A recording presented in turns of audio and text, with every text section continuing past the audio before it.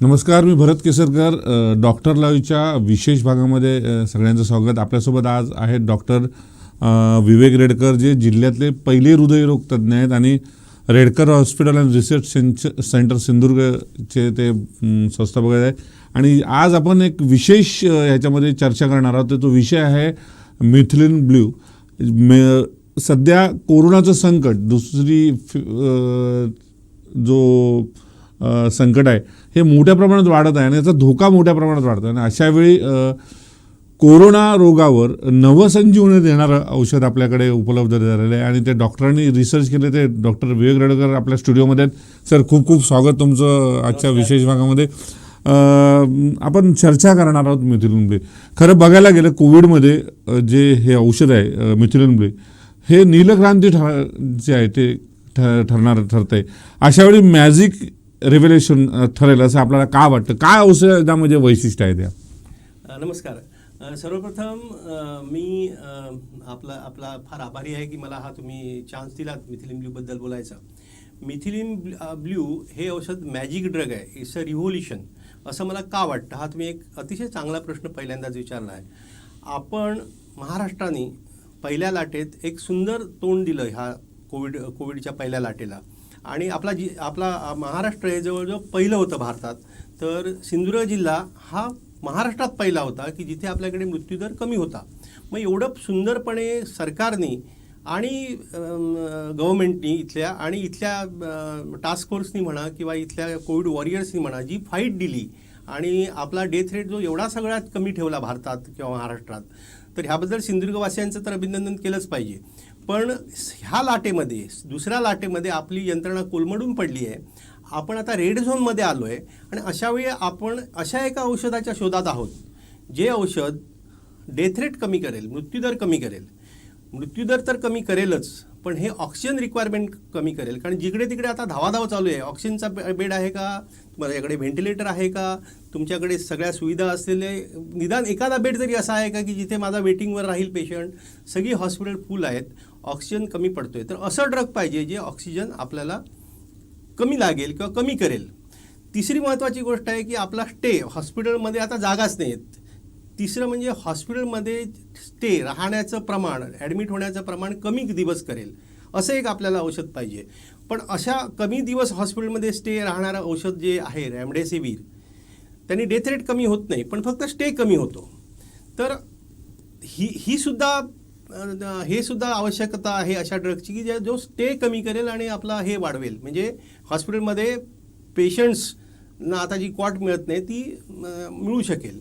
चौथी महत्त्वाची गोष्ट, हे सर्वसामान्यांना उपलब्ध झालं पाहिजे. म्हणजे स्वस्त पाहिजे.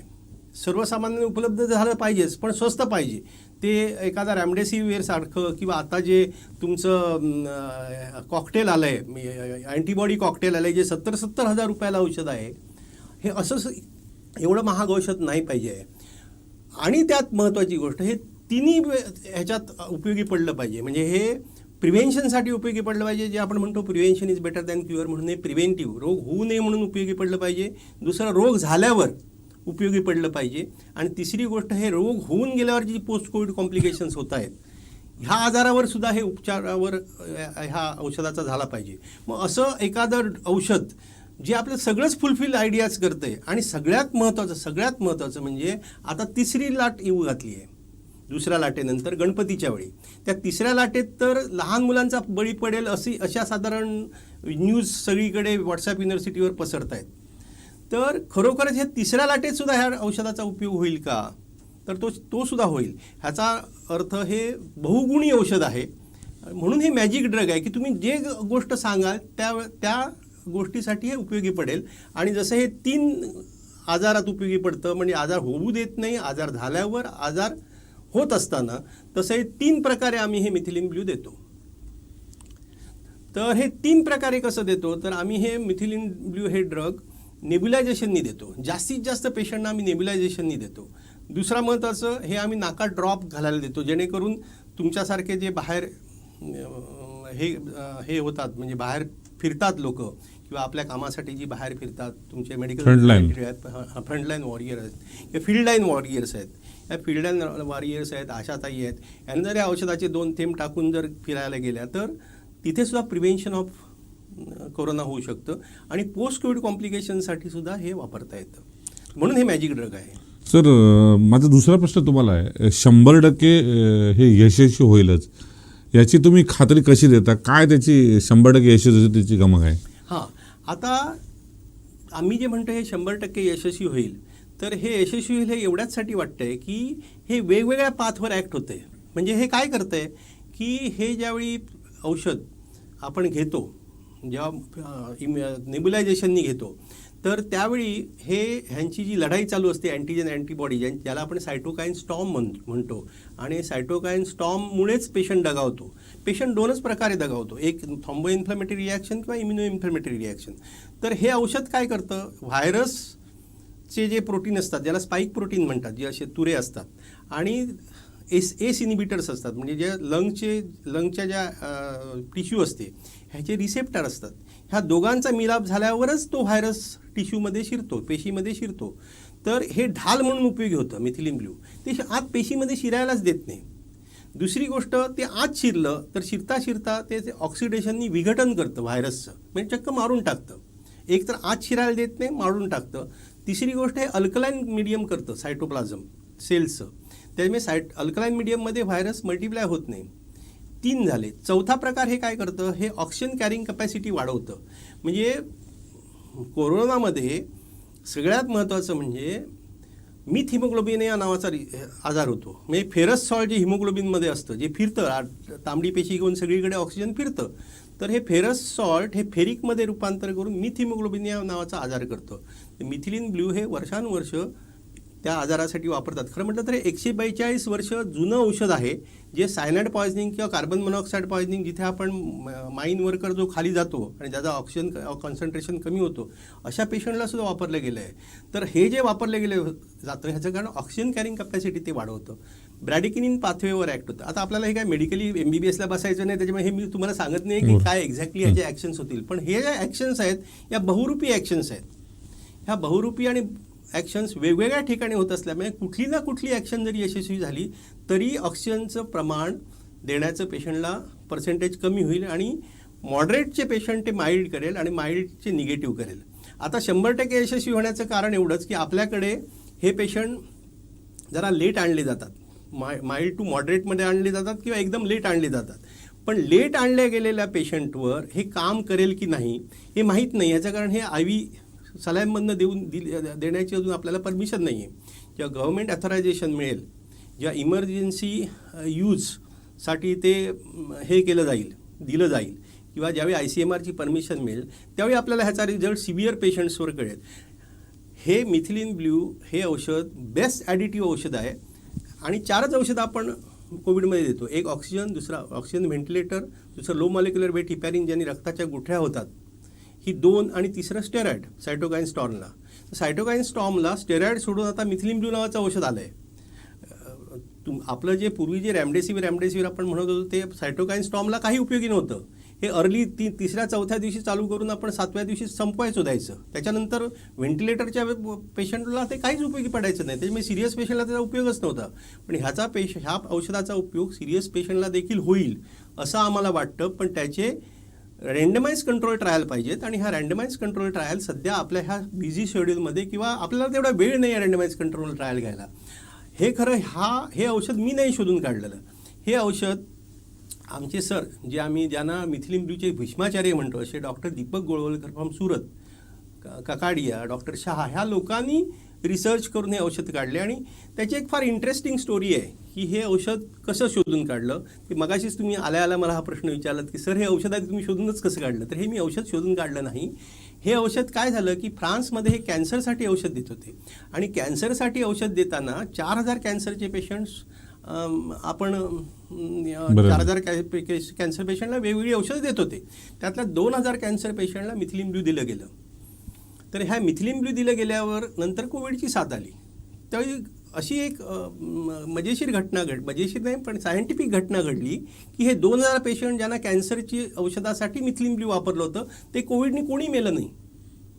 आणि जे 2000 पेशंट ज्यांना वापरलं नव्हतं त्यातले 95% पेशंटना कोविड झाला आणि त्यातले 60% पेशंट दगावले because they are immuno deficient because of मॅलिग्नन्सी.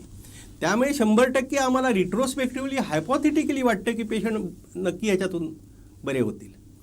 तर हे ह्या प्रश्नाचं उत्तर आहे तुम्ही जो विचारला की नक्की तुम्हाला का वाटतं, कारण कॅन्सरसारखा पेशंट जर बचावू शकतो, जो कॅन्सरसारखा पेशंट आज डायबिटीससारखा पेशंट किंवा इम्युनो डिफिशियन्सी असलेला पेशंट मरतोय, तो जर जगू शकतो फ्रान्समध्ये 100 पैकी 100, तर हे कदाचित 100% यशस्वी होईल असे आम्हाला वाटतं. पण आता सांगणं हे चुकीचं आहे ऑथेंटिकली आणि सायंटिफिकली.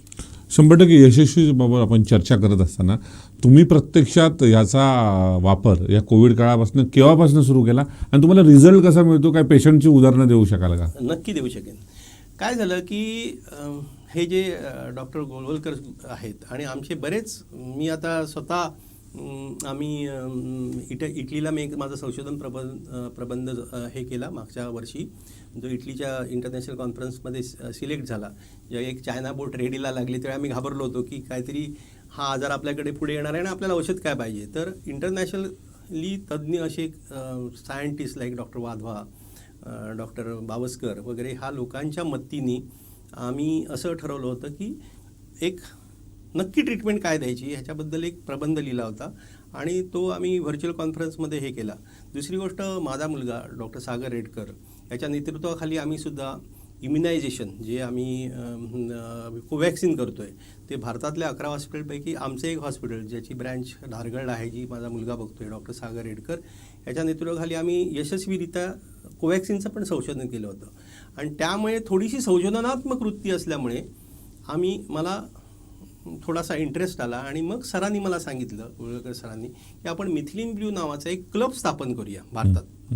आणि ह्या क्लबचे आता जवळजवळ 150 डॉक्टर MD डॉक्टर आहेत. हे 150 MD डॉक्टर आता आपल्याकडे आपल्या हॉस्पिटलमध्ये DCHC हॉस्पिटलमध्ये किंवा आपल्या हॉस्पिटलमध्ये मिथिलीन ब्ल्यू तिन्ही प्रकारे वापरत आहेत.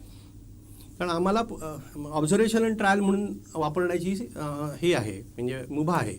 पण हे औषध गोरगरिबाला मिळालं पाहिजे म्हणून तर आम्ही थोडंसं आज तुम्हाला प्रेसकडे येऊन सांगितलं की आता तरी मिथिलीन ब्ल्यूला परमिशन द्या. आणि सर्वात महत्त्वाचं, हे औषध अत्यंत स्वस्त आहे.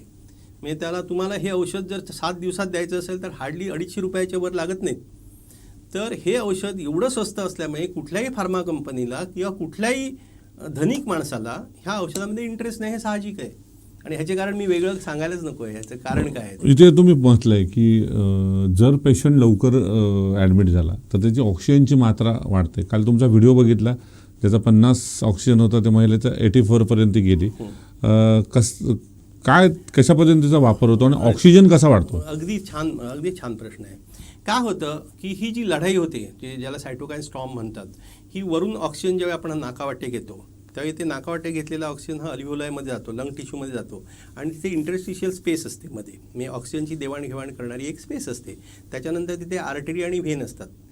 तर इथे देवाणघेवाण होत असताना तिथेच ती रिॲक्शन येते आणि अँटीजन अँटीबॉडी लढत असतात. अँटीजन जिंकले तर माणसाला रोग होतो, अँटीबॉडीज जिंकल्या तर आपण बरे होतो. तर इथे काय होतं की हा जो व्हायरस आहे, हा व्हायरस ब्लॉकेज तयार करतो, अल्व्हिओला डिस्ट्रॉय करून टाकतो, सेलमध्ये आत एंटर करतो आणि अशा जवळजवळ फेविकॉलसारखा चिकट कप आपल्या आर्टरीजमध्ये तयार होतो.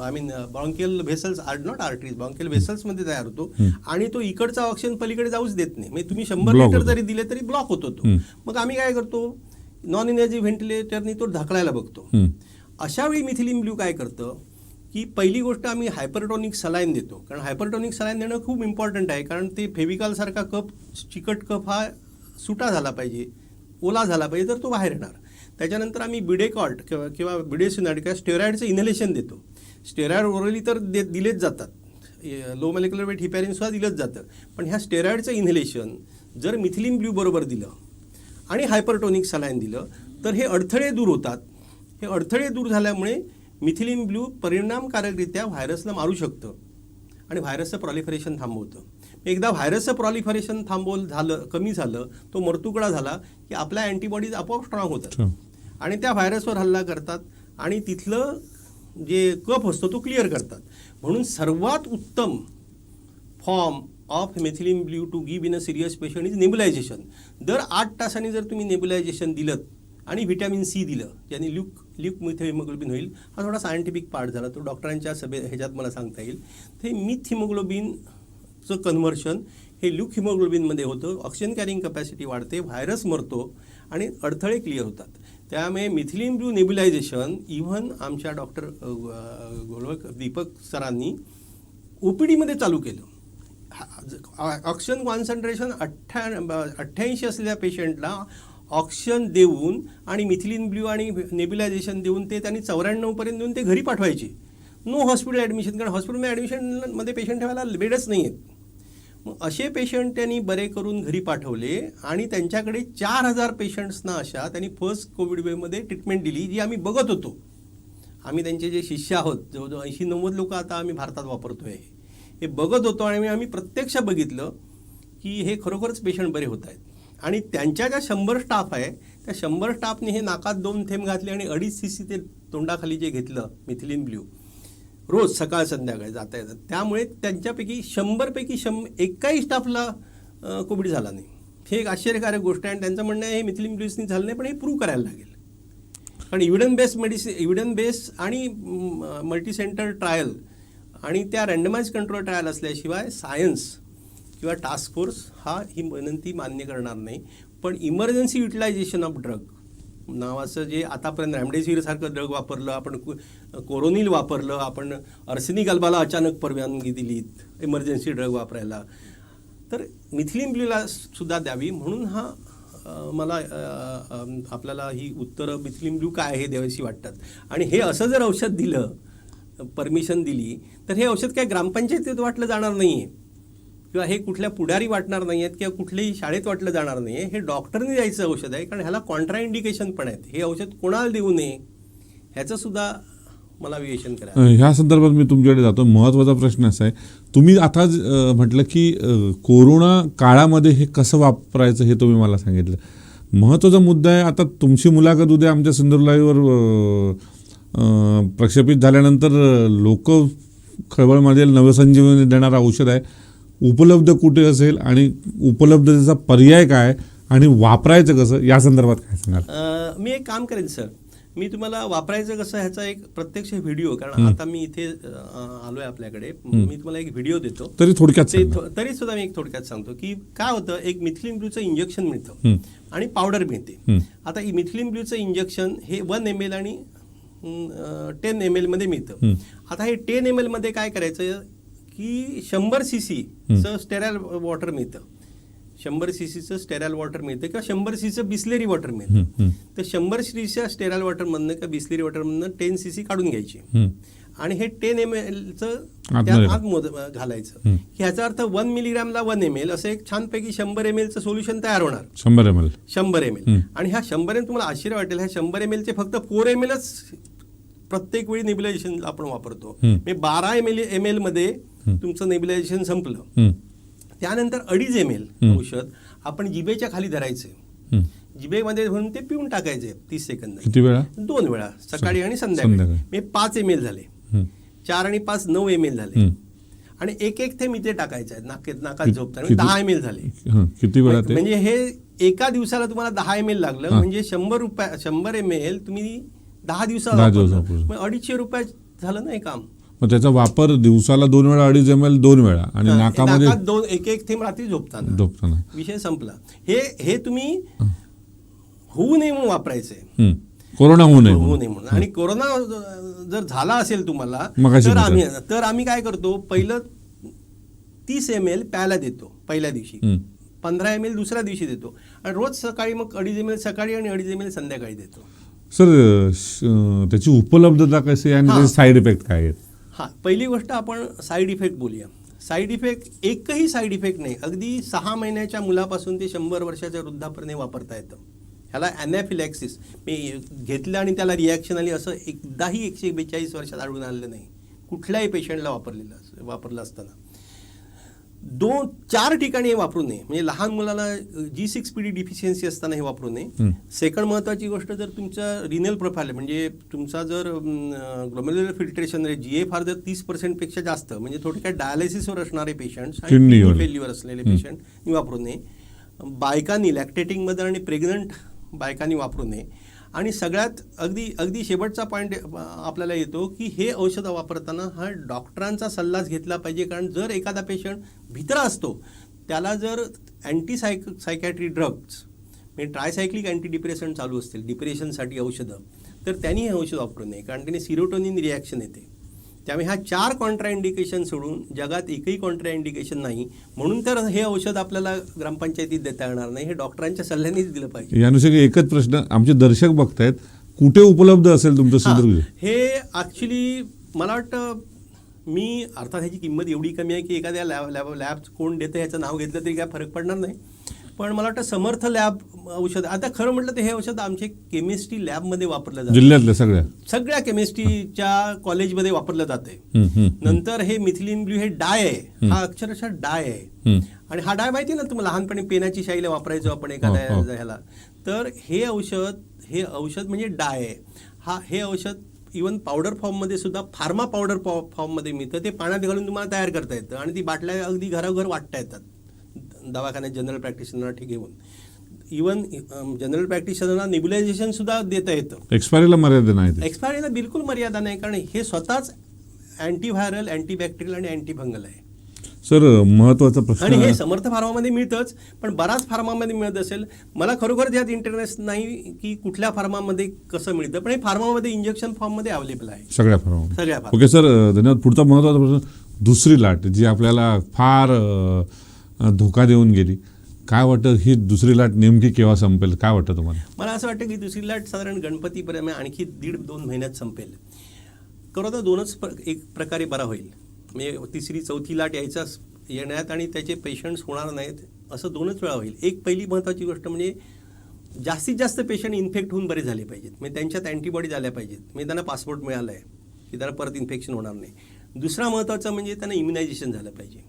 ह्या 2च जर गोष्टी झाल्या तर हर्ड इम्युनिटी येईल. आणि ह्या हर्ड इम्युनिटी घ्यायला 100 लोकांपैकी 60 लोकांना हे इम्युनायझेशन आणि आजार होऊन गेला पाहिजे. कारण पहिल्या 10 वर्षात हा आजार होतच नाही. एकही मुलं आतापर्यंत मेलं नाही, कारण थायमस ग्लँडचं प्रोटेक्शन होतं, त्यांना वॅक्सिनेशन दिलं जायचं. त्यामुळे 1 ते 10 वर्षापर्यंत काय प्रॉब्लेम असणार. 10 ते 18पर्यंत सुद्धा पेशंटना फारसं काय झालं नाही.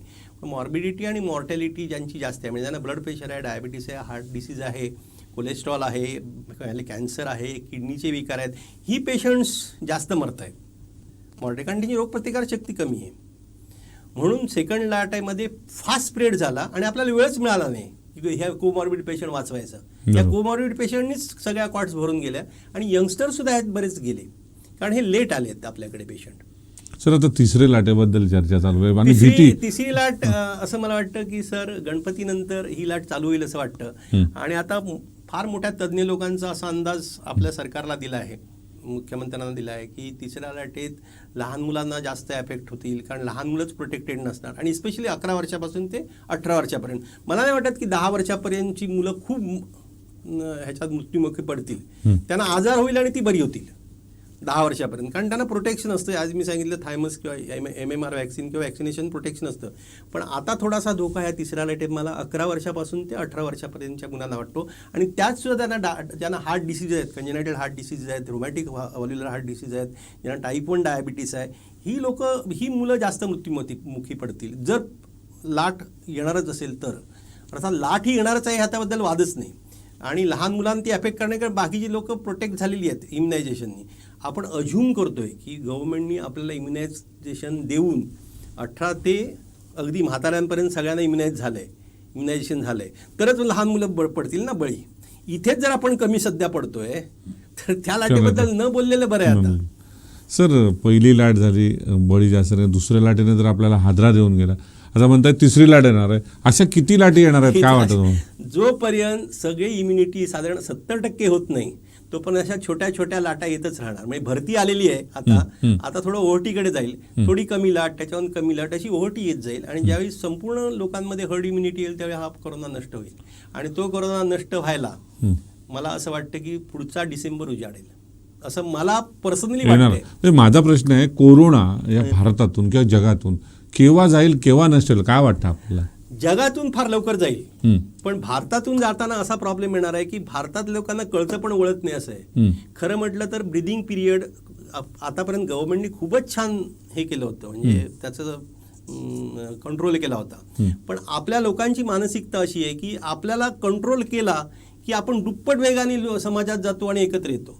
आपण मास्क वापरणं, हँड वॉश करणं आणि तिसरी गोष्ट म्हणजे सोशल आता तुम्ही माझ्यापासून जवळ 12 फुटावर आहात, हे सोशल डिस्टन्सिंग आपण मेंटेन करत नाही. खरं तर मास्क पण वापरला पाहिजे. तर हे करत नाहीच आहोत. पण आपल्याला जो ब्रिदिंग पिरियड्स दिला आहे सरकारने, आता ब्रिदिंग पिरियड दिला, लॉकडाऊन केलं याचा अर्थ ब्रिदिंग पिरियड दिला आहे तुम्हाला. मग ह्या ब्रिदिंग पिरियडमध्ये सगळ्यांना व्हॅक्सिनेशन फास्टेस्ट झालं पाहिजे, जे अमेरिका, रशिया, इंग्लंडनी केलं. ब्रिदिंग पिरियड का घेतो आपण आता सध्या, लॉकडाऊन का आहे तर व्हॅक्सिनेशन देण्यासाठी आहे.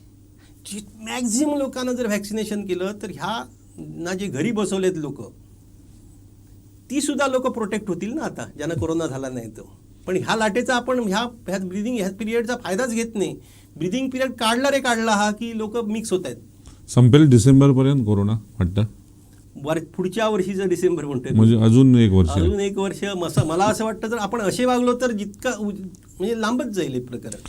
सर, एक शंका लोकांच्या मनामध्ये अजून आहे, जे कोरोना पॉझिटिव्ह झालेले आहेत आणि ज्यांनी पहिला डोस घेतलेला आहे त्यांनी नेमका डोस केव्हा घ्यावा, किती दिवसानंतर घ्यावा, काय वाटतं आपल्याला? आता ना ह्याच्यात एक गंमत म्हणून सांगतो, ह्याच्यात 2 प्रकारे बोलणारी लोक आहेत.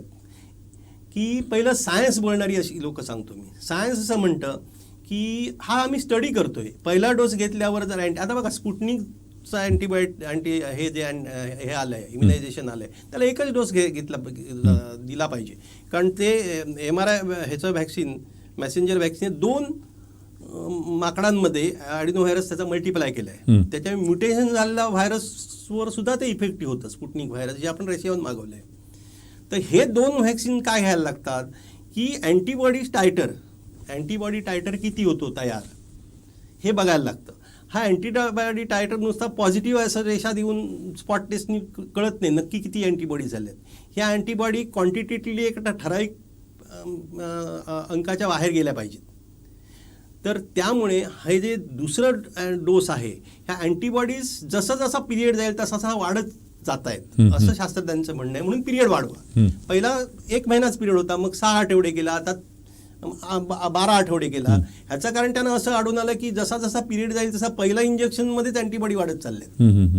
कधी सब क्लिनिकल इन्फेक्शन होऊन अँटीबॉडी वाढत असते आणि तेवढा ब्रिदिंग. आणि दुसऱ्या लोकांचं म्हणणं आहे सरकारकडे व्हॅक्सिन नाही आहे, त्यांनी ब्रिदिंग पिरियड वाढवलेला आहे. म्हणजे त्याला मर्यादा, म्हणजे पॉझिटिव्ह पासून किती दिवसामध्ये पॉझिटिव्ह पेशंट आता तुम्हाला जर कोरोना झाला असेल आणि तर तुम्हाला एक 3 महिन्याचा पासपोर्ट मिळतो, 3 महिन्यानंतर तुम्हाला व्हॅक्सिनेशन दिलं पाहिजे. आणि पहिलं व्हॅक्सिनेशन घेतलं असेल तर कोवॅक्सिन साधारण 6 आठवड्यांनी आणि कोविशिल्ड हे आता 2 किंवा 2.5 महिन्यांनी किंवा 3 महिन्यांनी घेतलं तरी चालतं असं गव्हर्नमेंटचं म्हणणं आहे. पण सगळ्यात सोपा उपाय आहे की आपली अँटीबॉडी टेस्ट करून घेणं. पण हे गोरगरिबांना किंवा एवढ्या महाप्राय जनतेला करणं सरकारला शक्य नाही. किती खर्चिक आहे ते अँटीबॉडीज? साधारण अँटीबॉडीजला नाहीतरी म्हटलं की 2-2.5 हजार रुपये पडतात अँटीबॉडी क्वांटिटी टेस्ट करायला. म्हणजे तुम्हाला मग कन्फर्म होणार तुम्ही की येस माझ्याकडे अँटीबॉडीज आहेत, आय एम लिटिल सेफ. पण आता ही सेफ्टी पण तुम्ही फार छान प्रश्न विचारला. ही सेफ्टी पण हे नाही आहे, बरोबर नाही आहे. याचं कारण काय की अँटीबॉडीज ह्या 4 प्रकारचे असतात. एक स्पाइक अँटीबॉडी प्रोटीन असतात, न्यूट्रलायझिंग अँटीबॉडी असतात, IgG अँटीबॉडी असतात आणि रिसेप्टर बाइंडिंग डोमेन अँटीबॉडी असतात. हे रिसेप्टर बाइंडिंग डोमेन अँटीबॉडीज ह्या अँटीबॉडी सगळ्यात महत्त्वाच्या आहेत आणि न्यूट्रलायझिंग अँटीबॉडी बरोबर. मग ह्या अँटीबॉडी क्वांटिटी टेस्ट करत नाही. त्याच्यामुळे काही जण काय म्हणतात, अरे 2 इम्युनायझेशनची आपण इंजेक्शन घेतली 2 तरीसुद्धा मला करोना झाला. ह्याचा अर्थ तुमच्या डोमेन अँटीबॉडी तयार झाल्या नाहीत. तुमची टी सेल लिम्फोसाईटनी मेमरी लिम्फोसाईटनी ठेवलं नाही लक्षात की हा कमी झाल्या तयार, त्यामुळे त्यांनी नवीन प्रॉडक्ट IgG केल्या नाहीत. असा प्रत्येक पेशंटमध्ये व्हेरिएशन असतं. पण मी तुम्हाला डेफिनेटली सांगतो ज्यांनी 2 इम्युनायझेशन घेतले त्यांना मरण्याचा धोका एकदम कमी आहे. सर, अँटीबॉडीजच्या बाबतीत म्हटलं, जी आता मला करायचं आहे किंवा माझ्या दर्शकांना करायचे आहे, कुठे सुविधा आहेत जिल्ह्यामध्ये? जिल्ह्यामध्ये अँटीबॉडीची टेस्ट कोणताही एमडी पॅथॉलॉजिस्ट होते. स्पॉट टेस्ट तर लगेच होते अँटीबॉडी आहेत म्हणून. पण अँटीबॉडी आहेत ह्याचा अर्थ तुम्ही प्रोटेक्ट आहे, तिन्ही गोष्टी तुम्ही केल्या पाहिजेत. मास्क, सोशल डिस्टन्सिंग आणि हँड वॉशिंग हीच खरी इम्युनायझेशन आहे. सर फार चर्चा आपण जातो जातात. एक शेवटचे 2 प्रश्न. व्हॅक्सिन आलं, कोविशिल्ड आलं, कोवॅक्सिन आलं, याच्यानंतर रशियाची स्पुटनिक 5 आली. ह्यापैकी प्रत्येक जी लस घेतली जाईल तीच कंटिन्यू करायची आहे. स्पुटनिकीच्या बाबतीत काय सांगाल त्या संदर्भात? लसीची कशी कार्यक्षमता आहे? स्पुटनिक हे मी असं सांगेन की एकच डोस घेतला पाहिजे, म्हणजे ह्या भानगडी सगळ्या बंद होतील. म्हणजे ह्या 2 डोस घेतल्यानंतर ती घेऊ शकत नाही?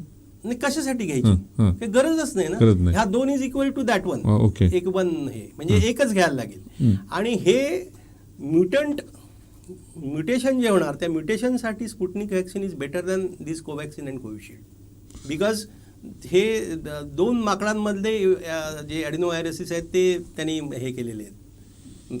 सर एक शेवटचा प्रश्न. खरं तर तुम्ही स्टुडिओमध्ये आमच्या आलात आणि फार मोठी करोनाबद्दल जनजागृती करणारी माहिती दिली.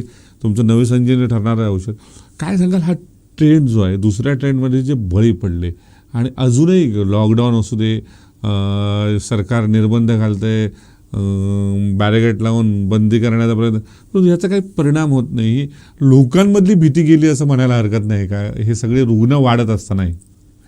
नाही, मी एक सर्व लोकांना हात जोडून विनंती करेन की तुम्हाला एकदा ताप आला किंवा तुम्हाला असं वाटलं की मला बरं नाही आहे, मला मोडं आलं आहे, तर पहिली गोष्ट RT-PCR taste at any cost करा. लोक RT-PCR टेस्ट करत नाही आहेत, घाबरत आहेत.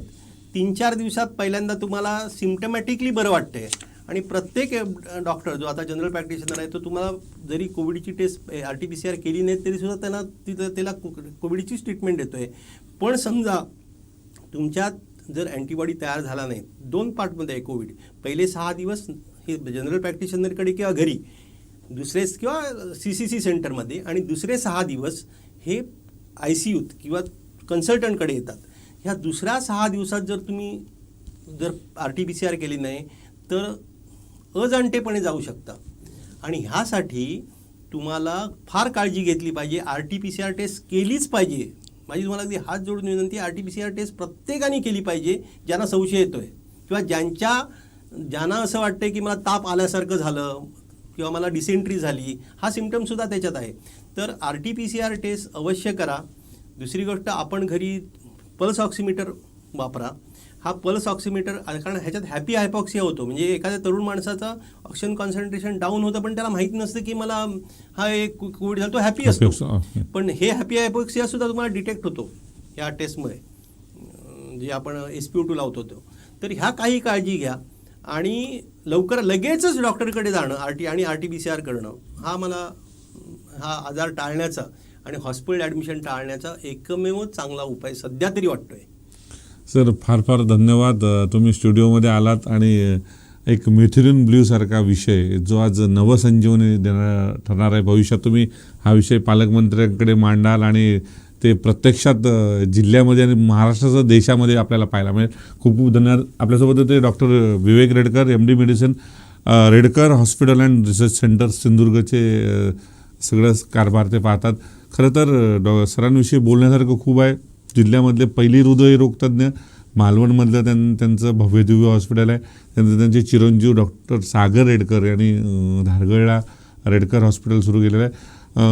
रुग्णांना नवसंजीवन देणारं मिथिलिन ब्ल्यू हा प्रयोग त्यांनी आपल्या रुग्णांना आणि आपल्या हॉस्पिटलमध्ये सुरू केला आहे. निश्चितच सिंधुदुर्ग जिल्ह्यामध्ये प्रत्येक क्लिनिकमध्ये किंवा कोविड सेंटरमध्ये याचा वापर केला तर निश्चितच याचा फायदा होऊ शकतो असा दावा सरांनी केलेला आहे. सरकार त्याला पॅटर्न कसं निर्माण करून देत आहे आणि कशा पद्धतीने ते प्रत्यक्षात अंमलात आणलं जातं हे पाहणं उत्सुक ठरणार आहे. मात्र तुर्तास तरी रेडकर सरांनी दिलेल्या माहितीनुसार हे औषध जे आहे मिथिलिन ब्ल्यू हे कोविड रुग्णांसाठी नवसंजीवनी देणारं ठरणार आहे. मी इथेच थांबतोय. तुम्ही फक्त बघत राहा फक्त सिंधुदुर्ग लाईव्ह आणि आमचा विशेष कार्यक्रम डॉक्टर लाईव्ह. धन्यवाद. धन्यवाद सर. धन्यवाद.